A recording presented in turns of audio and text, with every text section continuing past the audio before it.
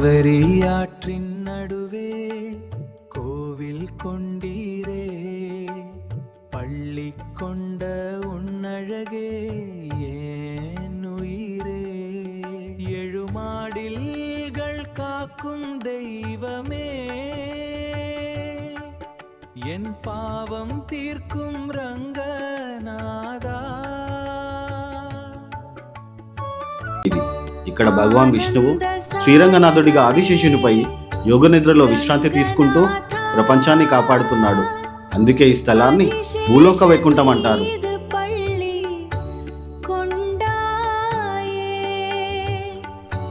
శ్రీరంగం ఒక సాధారణ స్థలం కాదు. ఇది కావేరి మరియు కొల్లిడం నదుల మధ్యలో ఉన్న పవిత్ర ద్వీపం. ప్రాచీన సంప్రదాయాల ప్రకారం కావేరి గంగ కంటే పవిత్రమైనదని భావిస్తారు. నీరు, భూమి, ఆధ్యాత్మిక శక్తి ఈ మూడు కలిసినప్పుడు ఏర్పడిన దైవిక స్థలమే శ్రీరంగం.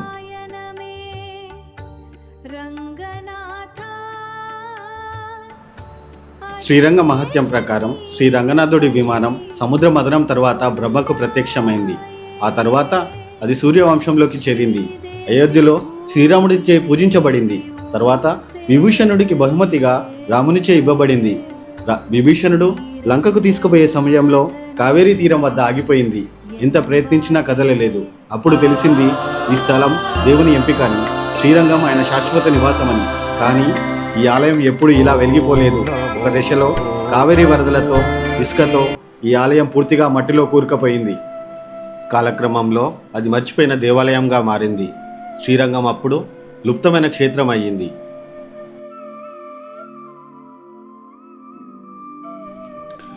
కోయిలోల్గ్ అనే గ్రంథం ప్రకారం చోళరాజు అయిన కిల్లి చోళునికి ఒకరోజు ఒక చెట్టుపై కూర్చున్న చిలుక పవిత్ర శ్లోకాలు పాడుతూ కనిపించింది. ఆ శబ్దాన్ని అనుసరించి అతను ఆ ప్రాంతాన్ని తవ్వించాడు. అప్పుడు బయటపడింది శ్రీ రంగనాథుడి విమానం.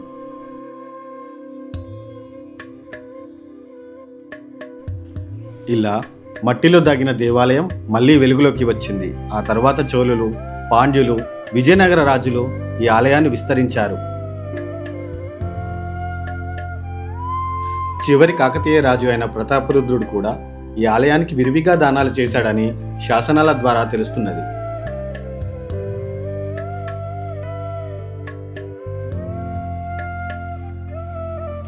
(156 ఎకరాలలో విస్తరించిన ఈ క్షేత్రం 7 ప్రాకారాలు, 21 గోపురాలతో నిర్మించబడింది.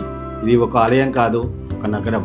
దేవుని చుట్టూ నిర్మించబడి ఎప్పుడూ భక్తులతో కలకల్లాడే క్షేత్రం. శ్రీరంగం ఆలయంలోకి అడుగు పెడితే మొదట కనిపించేది ఒక భారీ గోడ.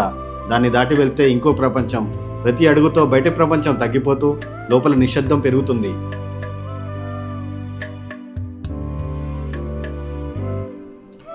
శ్రీరంగం ఆలయం సాధారణంగా నిర్మించిన దేవాలయం కాదు. ఇది ఒక యోచించి నిర్మించిన ఆధ్యాత్మిక యాత్ర.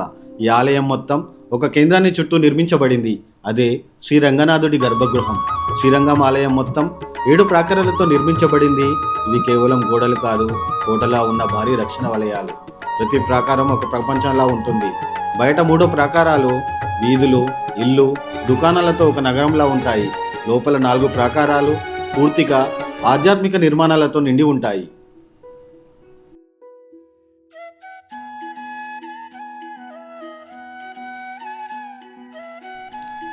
ఒక ఆసక్తికరమైన విషయం ఏమిటంటే గర్భగృహం చుట్టూ ఉన్న అంతర్గత గోడను ప్రాకారంగా లెక్కించరు. అది ఒక ప్రత్యేకమైన యూనిట్గా పరిగణిస్తారు. దాని చుట్టూ ఉన్న 7 వలయాలే నిజమైన ప్రాకారాలు.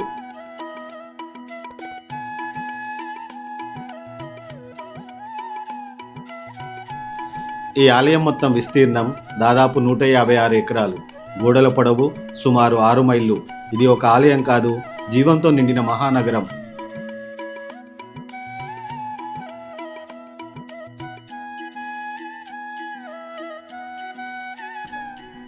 శ్రీరంగనాథుడు దక్షిణ దిశగా శయనిస్తున్నందున ప్రధాన ప్రవేశం కూడా దక్షిణ దిశ నుంచే ఉంటుంది.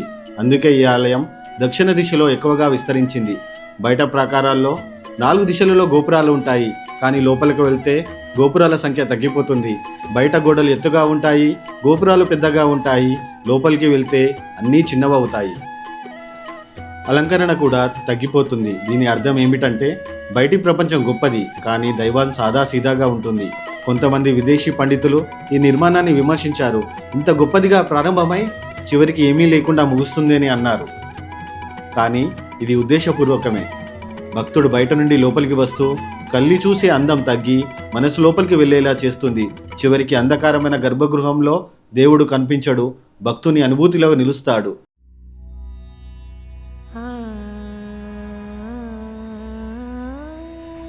శ్రీరంగం ఆలయంలోకి ప్రవేశించే ప్రధాన ద్వారం దక్షిణ రాజగోపురం. ఇది కేవలం గోపురం కాదు, ఒక మహాప్రవేశ ద్వారం. దాని అడుగు భాగం పూర్తిగా రాతితో నిర్మించబడింది, పైభాగం ఇటుకలతో నిర్మించబడి మొదట పూర్తిగా నిర్మించబడలేదు. ఈ ద్వారం వెడల్పు దాదాపు 21 అడుగులు. మధ్యలో ఉన్న రాతి స్తంభాలు 40 అడుగుల కంటే ఎక్కువ ఎత్తులో ఉంటాయి. భారీ రాతి కడ్డీలు ఆకాశాన్ని తాకేలా కనిపించే నిర్మాణం ఇది ఆలయంలోకి అడుగు పెట్టే ముందు ఒక మహత్తర అనుభూతిని ఇస్తుంది. ఈ గోపురం పూర్తిగా నిర్మించబడినట్లయితే దాదాపు 300 అడుగులు ఎత్తు చేరేదని చెబుతారు. అందుకే ఇప్పటికీ ఇది శ్రీరంగం ఆకాశ రేఖను ఆక్రమిస్తుంది అని అంటారు.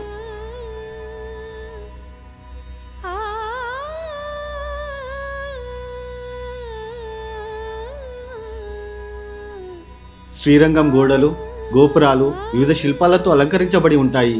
కుంభ పంజరాలు, శాలలు, కూటాలు, శిఖరాలపై వరుసగా కలశాలు, పద్మాల ఆకృతులు, ఘటాల రూపాలు, ప్రతి చోట ఒక ప్రత్యేకమైన శిల్ప భాష కనిపిస్తుంది. శ్రీరంగంలో శిల్పం కూడా ఒక ఉపదేశమే.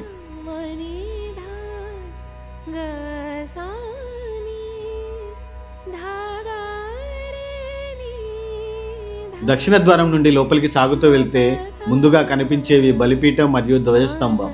ఇవి రెండు బంగారంతో అలంకరించబడి ఉంటాయి. బలిపీఠం సమర్పణకు ప్రతీక, ధ్వజస్తంభం దేవాలయ మహిమకు సంకేతం.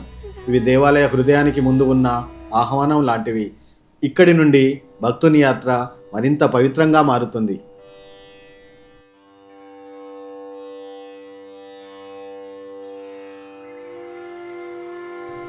శ్రీరంగం ఆలయంలోని ప్రతి ప్రాకారంలో వివిధ దేవాలయాలు ఉన్నాయి. వామనస్వామి ఆలయం, ఆండాల్ సన్నిధి, నరసింహస్వామి విగ్రహాలు, ఇవి అన్నీ కలిసి ఒక సంపూర్ణ ఆధ్యాత్మిక ప్రపంచాన్ని సృష్టిస్తాయి. శ్రీరంగం లోపలి ప్రాకారంలో అడుగుపెట్టినప్పుడు ఆలయం అసలు స్వరూపం కనిపించడం ప్రారంభమవుతుంది. ఇదే ఆలయ హృదయం.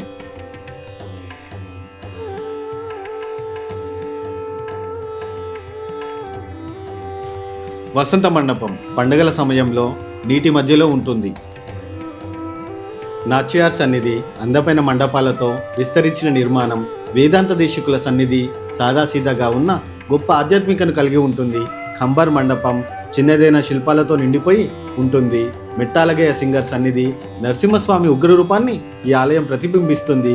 నవరాత్రి మండపం స్తంభాలపై చెక్కిన ఆల్వార్లు, ఆచార్యుల విగ్రహాలు మనల్ని మైమర్పిస్తాయి. ఇవి కేవలం నిర్మాణాలు కాదు, చరిత్రను చెక్కిన శిల్పాల గాథ.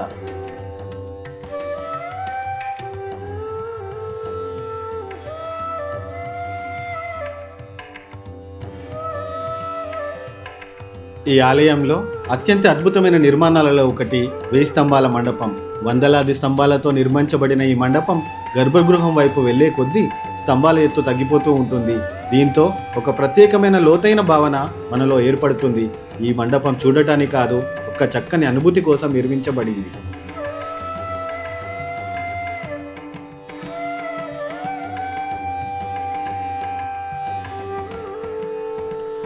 శేషగిరిరాయ మండపంలో గుర్రాలపై యోధుల శిల్పాలు ఆ కాలపు శిల్పకళను చూపిస్తాయి. దగ్గరలోనే రాముడి సన్నిధి, లక్ష్మణుడు, సీతమ్మ, ఆంజనేయ స్వాములతో కలిసి కనిపిస్తుంది.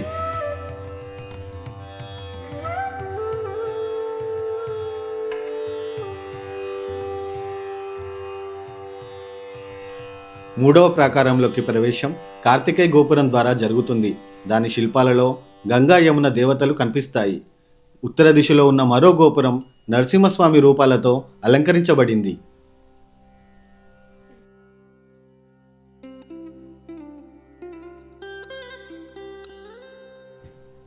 ఇక్కడ ప్రతి మండపం, ప్రతి స్తంభం ఒక కథ చెబుతుంది. భక్తుణ్ణి దేవుని దగ్గరకు తీసుకెళ్తుంది. శ్రీరంగం ఆలయంలో భూమి మాత్రమే కాదు, జలం కూడా పవిత్రమే. ఇక్కడ ఉన్న పవిత్ర తీర్థం చంద్ర పుష్కరిణి. రాతి మెట్ల చుట్టూతో నిర్మించబడిన ఈ తీర్థం నిశ్శబ్దంగా నిలిచి ఉంటుంది. ఇది కేవలం నీటి నిల్వ కాదు, ఒక పవిత్ర స్థలం.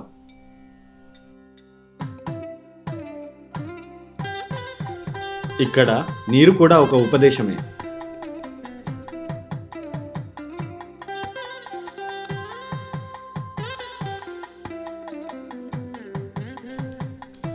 ఈ పుష్కరిణి చుట్టూ వివిధ సన్నిధులు ఉన్నాయి.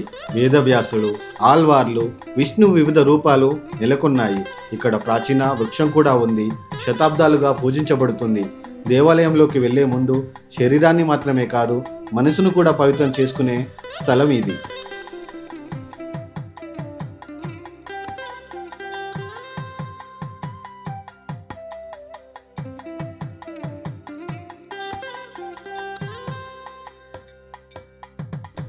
శ్రీరంగం ఆలయం చూడటానికి కాదు, నడవటానికి నిర్మించబడింది. ప్రతి అడుగుతో ప్రపంచం మాయమై చివరికి భక్తుడికి దేవుడు మాత్రమే మిగిలేలా నిర్మాణం ఉంటుంది. ఈ మహానగరానికి, ఈ ప్రాకారాలన్నిటికీ, ఈ నిర్మాణ మహిమకు మధ్యలో ఉన్నది ఒకే ఒక సత్యం, శ్రీరంగనాథుడు.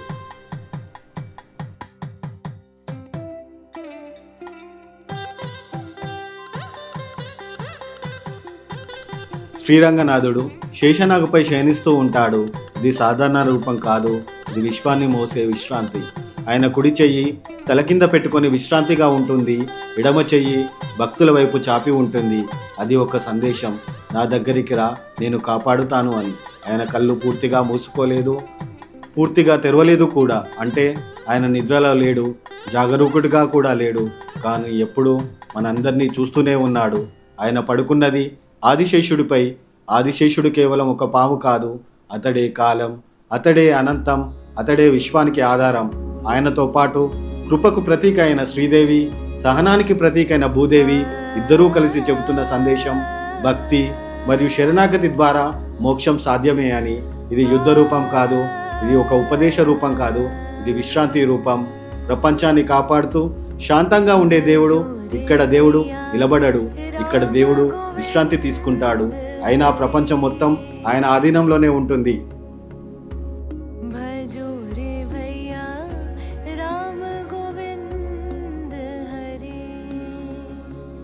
పండుగల సమయంలో శ్రీరంగనాథుడు ఆలయం బయటకు వస్తాడు.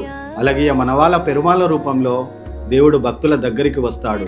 శ్రీరంగంలోకి వెళ్ళిన వారు దేవుణ్ణి చూసి వచ్చామని అనిపించదు, దేవుడు మనల్ని స్వాగతించాడని అనిపిస్తుంది. శ్రీరంగనాథుడి గర్భగృహం పైన ఒక అద్భుతమైన నిర్మాణం ఉంది. అది బంగారు విమానం. దీనిని ప్రణవాకార విమానం అని పిలుస్తారు. అంటే ఓంకార స్వరూపాన్ని ప్రతిబింబించే నిర్మాణం. ఈ విమానం ఒకే తలంతో నిర్మించబడింది. అష్టభుజాకార శిఖరంతో, 4 దిశల్లో గవాక్షాలతో, పైభాగంలో కలశంతో, పూర్తిగా బంగారంతో కప్పబడి ఉంటుంది.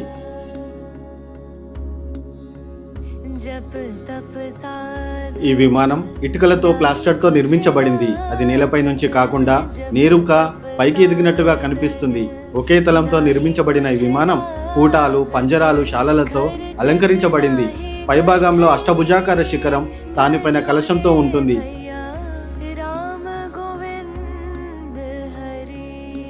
నాలుగు దిశల్లో ఉన్న గవాక్షాలలో పశ్చిమంలో అచ్యుతుడు, ఉత్తరంలో అనంతుడు, తూర్పున గోవిందుడు, ఇలా విష్ణువు వివిధ రూపాల్లో కనిపిస్తాడు. దక్షిణ దిశలో ఉన్న పెద్ద గవాక్షంలో వ్యాలాలు, హంసలు, పద్మాలు అద్భుతమైన అలంకరణలతో నిండిపోయి ఉంటుంది. విమానంపై కనిపించే పరవాసు దేవుడు విష్ణువు యొక్క అత్యున్నత స్వరూపం. ఆయన ఒక గొప్ప తత్వాన్ని బోధిస్తాడు. గర్భగృహంలో మనకు దగ్గరగా ఉన్న రంగనాథుడు విమానంపై పరమాత్మ స్వరూపం అయిన పరవాసు దేవుడు. అంటే దేవుడు మన మధ్యలో ఉన్నాడు, అదే సమయంలో అత్యున్నత స్థాయిలో కూడా ఉన్నాడు. కింద భక్తుడు అనుభవించే దేవుడు, పైన అర్థం చేసుకోవాల్సిన దేవుడు. ఇదే విశిష్టాద్వైత తత్వం. దేవుడు మనతో కలిసి ఉంటాడు, మనకు మించినవాడుగా కూడా ఉంటాడు. అందుకే శ్రీరంగం ఆలయం కేవలం ఒక నిర్మాణం కాదు, ఒక తత్వం.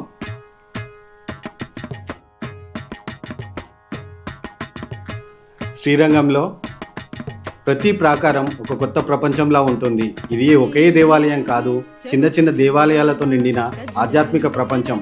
ఇక్కడ ఉన్న ముఖ్యమైన దేవాలయాలలో ఒకటి వామనస్వామి సన్నిధి. గర్భగృహం, మండపాలు, చోళకాలపు శిల్పకళను చూపించే స్తంభాలు ఇది పురాతన నిర్మాణానికి ఒక ఉదాహరణ. దక్షిణ పశ్చిమ భాగంలో ఉన్న ఆండాల్ సన్నిధి కాలక్రమంలో విస్తరించబడింది. వివిధ మండపాలతో పెద్దదిగా మారింది. ఇక్కడ కనిపించే స్తంభాలు విజయనగర శైలిని ప్రతిబింబిస్తాయి.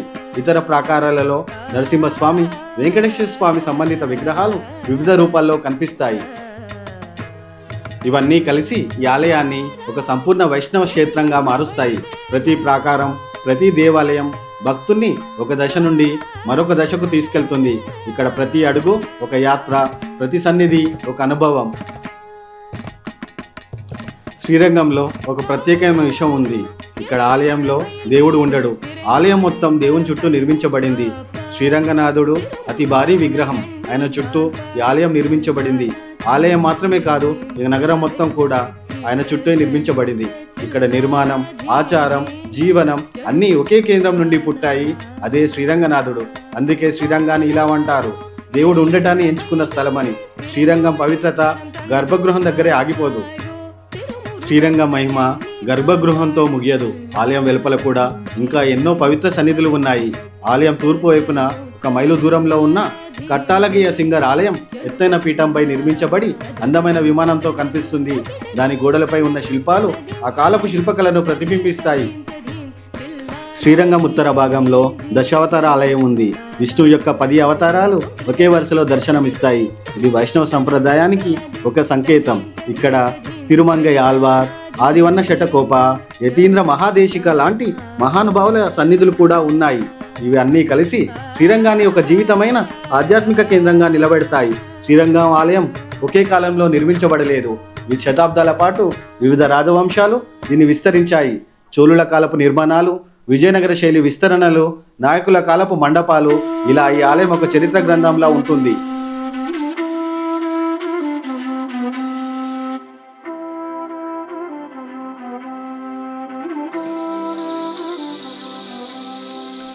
ఇతర ఆలయాలలాగా ఇక్కడ గోడలు లోతైన శిల్పాలతో నిండిపోవు. ఇక్కడ శిల్పాల కంటే స్థల విస్తరణకు ఎక్కువ ప్రాధాన్యత ఇచ్చారు. శ్రీరంగం బయటకు విస్తరించిన ఆలయం. కొత్త ప్రాకారాలు, ఎత్తైన గోపురాలు, పెద్ద మండపాలు, కాలంతో పాటు ఈ ఆలయం బయటకు పెరుగుతూ వచ్చింది. ఇది కేవలం నిర్మాణ విస్తరణ కాదు, భక్తి, సాంప్రదాయం, జీవన విధానం అన్నీ పెరిగిన దానికి సంకేతం. అందుకే శ్రీరంగం ఒక గోపురం కాదు, ఒక స్తంభం కాదు, మొత్త ప్రణాళికే ఒక తత్వం. ఇది సంపూర్ణ వైష్ణవ ఆలయ నగరం. 108 దివ్య దేశాలలో అత్యున్నత స్థానం పొందిన క్షేత్రం. శ్రీరంగం ఆలయంలో మరో ఆసక్తికరమైన విషయం ఉంది. ఇక్కడ చాలా నిర్మాణాలు పైభాగంలో సాదాసీదాగా ఉంటాయి. గొప్ప అలంకరణలతో కాదు, సాధారణ సమతల పైకప్పులతో కనిపిస్తాయి. ఈ సరళతకు ఒక మినహాయింపు ఊంజల్ మండపం. ఇది మాత్రమే కొంచెం ప్రత్యేకంగా కనిపిస్తుంది. కానీ ఒక నిర్మాణం పాత్రం పూర్తిగా ప్రత్యేకం. అది గర్భగృహంపై ఉన్న విమానం. ఈ విమానం ఆధారం నుండి శిఖరం వరకు సంపూర్ణ సమతుల్యంతో వాస్తు శిల్పశాస్త్ర నియమాలకు అనుగుణంగా నిర్మించబడింది. ఇది కేవలం నిర్మాణం కాదు, ఈ క్షేత్రాన్ని మహిమాన్వితం చేసిన వారు ఆల్వార్లు. వారి భక్తి, వారి పాసురాలు శ్రీరంగమాల్ని పవిత్ర క్షేత్రంగా నిలబెట్టాయి. ఆ తర్వాత ఈ సంప్రదాయాన్ని ఒక వ్యవస్థగా మార్చిన మహానుభావుడు రామానుజాచార్యులు. ఆయన ఆలయ నిర్వహణను సవ్యంగా ఏర్పాటు చేశారు. పూజలు, సేవలు, ఉత్సవాలు అన్నింటికీ ఒక క్రమాన్ని తీసుకువచ్చారు. ఆయన ఏర్పాటు చేసిన విధానం ఈరోజు కూడా కొనసాగుతోంది. ఆయన తర్వాత అనేక ఆచార్యులు ఈ సంప్రదాయాన్ని ముందుకు తీసుకువెళ్లారు.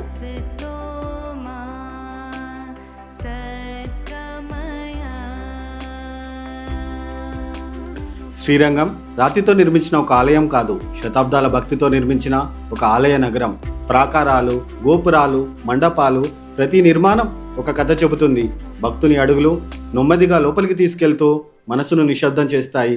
చివరికి శ్రీరంగనాథుని సన్నిధిలో అన్ని ప్రశ్నలు ఆగిపోతాయి. మిగిలేది ఒక శాంతి, ఒక అనుభూతి. అందుకే ఇది కేవలం ఆలయం కాదు, భూలోక వైకుంఠం. శ్రీ రంగనాథాయ నమః.